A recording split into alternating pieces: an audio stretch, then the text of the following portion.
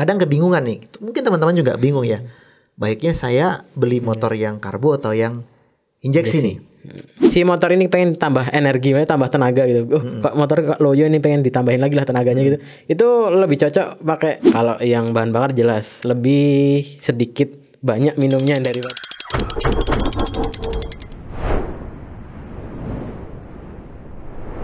Bismillahirrahmanirrahim. Assalamualaikum warahmatullahi wabarakatuh. Apa kabar Sobat MBD TV dimanapun Anda berada? Kembali bertemu dengan kami di acara Bincang Santai, Bincang Otomotif ala Santri. Santri ngebengkel, bukan santri biasa. Masih bersama kami, dipandu oleh saya pribadi, Sulaiman Rashid, selaku Kepala Bidang Pendidikan di Yayasan Pemuda Hijrah. Dan ditemani oleh narasumber kita, mas-mas yang masih jomblo, insya Allah saleh, Mas Ahmad Irham. Assalamualaikum. Masya Allah. Gimana kabarnya? Waalaikumsalam warahmatullahi wabarakatuh. Alhamdulillah baik Ustaz. Kok kayaknya capek banget ini malam ini? Alhamdulillah. Capek kerja. Alhamdulillah ya? Banyak kegiatan. Ya, banyak kegiatan positif ya. Mas Irham, ini kan di pertemuan perdana kita kemarin kita sudah belajar dan membahas secara ringkas gitu ya. Apa urgensi pentingnya seorang pemilik kendaraan untuk mengetahui ilmu-ilmu dasar tentang otomotif. Misal sebagai pemilik motor, dia tahu, oh motor saya ini sifat motornya adalah seperti ini karakternya. Kalau ada masalah seperti ini, begini solusinya. Supaya salah satu faedahnya kemarin apa? Agar tidak mohon maaf ya, dikibulin atau ditipu oleh bengkel-bengkel nakal. Juga bisa membantu orang lain bila ada masalah di tengah jalan. Bisa merawat sendiri, bisa meripir sendiri dan semacamnya. Nah, di episode kedua ini teman-teman sekalian, episode yang kedua ini, kita masih pembahasan dasar ya, sangat-sangat dasar, yaitu tentang apa itu mesin karburator atau karbu dan apa itu mesin injeksi. Perbedaannya apa, kemudian sisi-sisi keunggulan nih. Apa unggulnya karburator, apa kelemahannya, apa unggulnya injeksi dan apa kelemahannya. Agar apa? Agar teman-teman sekalian bisa memilih. Wah, kalau untuk tipe saya ini kayaknya cocoknya karbu nih. Nah, kalau untuk saya kayaknya cocoknya injeksi. Namun di sini kami tidak akan memaksa Anda harus memakai yang mana. Sekali lagi kami hanya memberikan ilmu, wawasan. Yang memilih adalah Anda sendiri. Yuk kita masuk pembahasan yang pertama nih Mas Irham. Apa itu karburator? Apa itu injeksi? Baik Ustaz. Sebelumnya mungkin kita sedikit mengingat dari pertemuan yang lalu. Yang sebelumnya episode 1. Jadi intinya kan untuk mesin bisa hidup itu ada 3 ya. Sebentar saya coba ingat ya. Iya. Pertama kemarin pengapian, mohon maaf. Iya, pengapian. Yang kedua bahan bakar. Yang ketiga kompresi mesin. Benar ya? Benar. Okay. Untuk secara umum sebenarnya sama aja. Maksudnya untuk kerja mesinnya ya, antara injeksi atau karburator. Secara umum sama. Cuman yang membedakan ini adalah di bahan bakarnya. Bukan beda bahan bakarnya, tetapi beda suplai bahan bakarnya. Oh, cara bahan bakar itu dialirkan? Iya, cara bahan bakar itu dialirkan. Jadi untuk teknologi injeksi ini sebenarnya adalah pembaruan dari sistem sebelumnya, sistem karburator. Gitu. Jadi karburator dulu, baru ada injeksi. Nah, tujuannya apa ini? Mungkin para insinyur pembuat mesin ini, dia mungkin berpikir keras agar gimana konsumsi bahan bakar ini irit. Biar memaksimalkan bahan bakar gitu ya. Memaksimalkan bahan bakar biar istilahnya si mesin ini tetap bisa dipakai dengan bahan bakar yang irit gitu. Seefisien mungkin. Iya, Masya Allah. Jadi karena mungkin standar Euro atau apa gitu ya, emisi bahan bakar emisi bahan mungkin itu emisi bisa buang jadi, ya teknologi seperti itulah intinya. Karena juga namanya bahan bakar kan lama kelamaan akan habis tentu. Gimana caranya otomotif itu dengan konsumsi bahan bakar yang semakin irit tapi kinerja mesin tetap optimal. Iya gitu ya. Baik, jadi kayak istilah saudara gitu ya. Jadi sebenarnya karbu sama injeksi saudara kandung. Iya. Si karbu si kakak, injeksinya si adiknya gitu ya. Dan biasanya adik lebih tinggi daripada kakak. Iya, itu hanya itu. Biasanya seperti itu ya. Badannya lebih tinggi karena orang tuanya sudah makmur. Kalau anak pertama nih harus sedih-sedih dulu. Masya Allah. Ya, ini perbedaan mendasarnya. Nah, gini nih. Saya sebagai driver, sebagai pengendara gitu ya. Kadang kebingungan nih. Mungkin teman-teman juga bingung ya. Baiknya saya beli motor yang karbo atau yang injeksi nih. Nah, untuk menentukan pilihan tentu kita harus tahu masing-masing kelebihan dan kekurangan dari teknologi tersebut. Gimana itu Mas Iram? Dari karbu dulu nih, apa kelebihan apa kekurangan? Karburator ya. Nah, karburator ini kelebihannya itu. Untuk kelebihannya itu mungkin lebih murah dari biaya jual, biaya spare part itu lebih murah. Oh, gitu. Motor karburator ini biasanya dibandingkan dengan injeksi ya. Itu keunggulan pertama tadi apa? Lebih murah. Spare part lebih murah. Spare part lebih murah.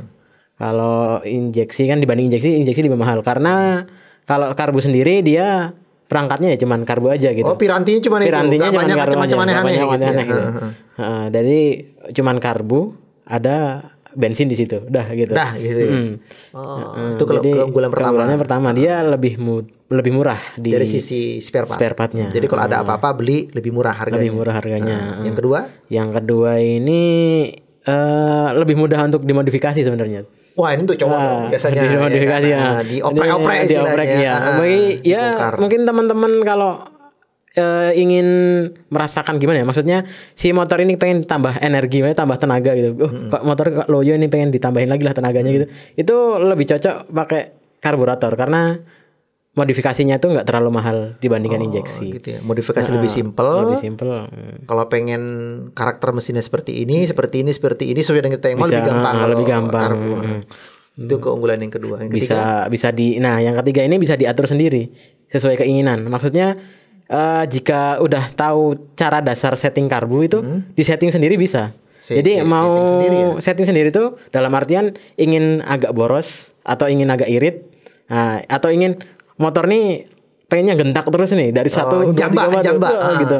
Itu dia pengennya standing terus gitu. Itu bisa diatur sendiri. Tapi resikonya tentu ada nanti. Mungkin agak boros gitu. Jadi bisa di setting sendiri. Kemudian yang keempat ada lagi keunggulannya. Keunggulannya ya. Kalau dari si daya tahan gimana? Kalau dari daya tahan sendiri sebenarnya karena motor karburator ini kebanyakan kuno ya, maksudnya bahannya itu bahan-bahan lama gitu. Itu kalau yang saya pribadi sendiri dirasakan di lapangan, itu build quality-nya itu bagusan yang karbu malahan. Oh, segi material. Segi material mesinnya tuh misal mungkin besinya lebih tebal mungkin seperti itu ya mungkin. Ya. Jadi kualitas materialnya secara umum lebih bagus yang karbu. Makanya mungkin ya sering lihat di jalan-jalan motor-motor tahun 90, tahun 2005 masih eksis gitu. Iya. Dan jalan masih kenceng gitu. Masih kenceng. Karena itu build quality-nya mungkin zaman dulu ya, mungkin masih pakai baja semua mungkin. Iya. Gak mikir irit. Yang penting tahan banting. Mau diajak nanjak kuat, mau diajak balapan masih kuat. Nah, terus kekuatan material ini berpengaruh nggak misal cuaca terlalu ekstrim, panas atau cuaca banjir gitu? Mungkin kalau di karbu ini kekurangannya ya. Pertama nih karena dia nggak ada sensor, jadi si nggak ada yang mengidentifikasi mesin tuh sedang dingin atau sedang panas atau gimana itu tidak ada ya. Jadi biasanya nih kalau kita bawa motor karbu di tempat ketinggian atau tempat-tempat dingin itu agak susah nyala. Karena prinsipnya mesin mudah hidup tuh waktu udara sekitar tuh hangat atau agak panas itu malah lebih cepat hidup mesin itu tuh. Berarti dalam arti kalau misalnya semakin panas mesinnya, dalam arti semakin dipakai jalan itu makin enak kalau karbu atau gimana? Iya, karena kalau motor karburator itu kan dia cuman istilahnya itu cuman mengandalkan hisapan piston. Nah, sedangkan si piston menghisap itu kan dia yang dihisap dua, bahan bakar dan udara. Nah, bedanya di sini kalau udaranya semakin panas, si percampuran udara dan bahan bakar ini semakin sempurna. Gitu. Itulah istilahnya mungkin ya dipanasin dulu motornya. Motornya dipanasin dulu. Itu mungkin maksudnya ya. Itu jadi kekurangannya tuh kan karena dia cuma mengandalkan hisapan piston. Jadi otomatis ya. Kan kalau diinjeksi udah ada sensor suhu tuh. Nah, dia tuh semburannya itu kalau lagi dingin semakin banyak. Kalau panas dia semburannya semakin menyesuaikan. Kalau karbu enggak. Kalau karbu enggak. Pokoknya kasih terus. Cuma mengandalkan sedotan. Iya. Baik, itu sisi keunggulan-keunggulannya. Tapi dan kayaknya juga kalau karbu itu misalnya kena banjir gitu ya, kayaknya lebih tahan deh. Ya. Soalnya beberapa saya dapatnya begitu, motor-motor malah, mohon maaf ya, motor-motor lawas yang 2000-an itu kena banjir itu ya aman gitu loh, berani dia terabas meskipun kalau kecepatan dia kalah sama yang motor-motor baru. Tapi yang motor-motor yang baru malah kena banjir mogok, itu kayaknya keunggulannya bisa juga tuh karbu. Itu bisa jadi itu keunggulan dari karburator karena nggak ada sensor. Karena nggak ada sensor ya. Jadi sebenarnya injeksi itu lemahnya di sensornya karena kecil-kecil banget tuh perangkatnya itu. Iya. Tapi nanti kita bahas tentang injeksi ini karbu dulu. Nah, positifnya sudah, keunggulannya sudah, kelemahannya bahan bakarnya gimana nih? Nah, kalau yang bahan bakar jelas lebih sedikit banyak minumnya daripada injeksi. Oh, istilahnya kalau injeksi itu kambing, nih karbu onta. Minumnya banyak. Gitu, minumnya banyak. Ya gitu karena injeksi kan pembaruan dari sistem karburator. Jadi dari si bahan bakar dari teman-teman segi ya. bahan bakar, Jadi sebenarnya. pertimbangan juga nih teman-teman kalau mau milih motor karbu ya ada resiko yang harus didapat gitu ya. Konsumsi bahan bakar sedikit lebih boros. Mungkin kalau kita bandingkan 1 liter mungkin 40 kilo. Ya bisa sekitar 40-an. Kalau injeksi kan bisa 60-50 ya. 50-60 Pertama itu kelemahannya. Yang kedua, kelawasan teknologi gimana nih? Ya karena teknologinya udah kuno aja. Kuno aja ya. Tapi ya pribadi ya kuno sih itu emang titik lemahnya. Tapi ya itu sebanding, maksudnya dia enak dimodifikasi gitu.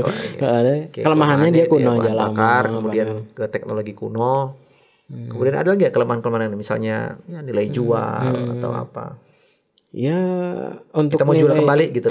Kalau kita ngomongin kendaraan ya, yang pasti kendaraan itu pasti ada nilai pengurangan ya, pengurangan barang. Tapi untuk saat ini yang justru dilihat tuh dari kondisi. Kalau walaupun motor lama kondisinya prima, malah harganya tinggi. Kinclong, suara masih ori, gitu ya. Nggak banyak dimodif-modif, pokoknya standaran gitu ya. Malah mahal. Malah mahal, iya. Masya Allah. Oke. Nah, karbu kurang lebih seperti itu. Ya, sekarang mungkin ada lagi sedikit. Ada lagi? Sedikit ya itu tadi mungkin sedikit. Kan karena mengandalkan hisapan tadi ya. Jadi dia kalau di tempat dingin tadi susah nyala. Susah nyala bener. Istilahnya di engkol diselah pakai kaki itu berapa kali? Baru dulu, stop kontak dinyalain. Pengalaman dulu punya Honda Tiger dibawa ke Bandung ngadat ya. Oh karena dingin banget suhu dia. Dia nggak terima dingin. Sukanya panas-panas. Di Jogja aman-aman aja.